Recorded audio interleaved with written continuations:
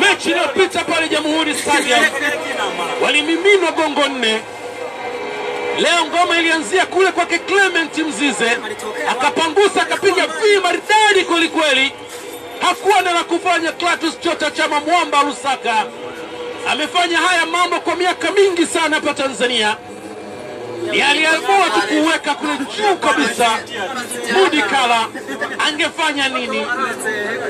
No chance kwake kufanya chochote kile zaidi ya kuokota ama kulokota mpira kunyavu na kwenda kuanzisha.